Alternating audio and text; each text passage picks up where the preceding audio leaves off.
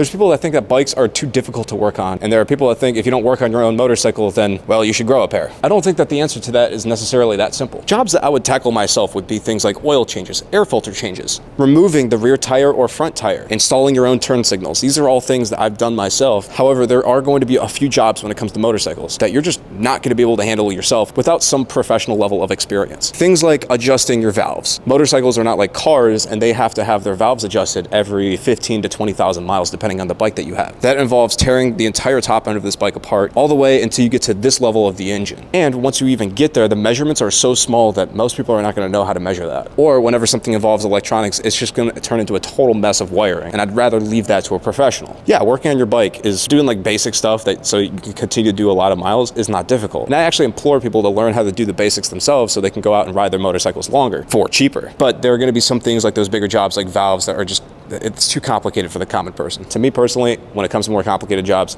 I'm going to leave it to the professionals.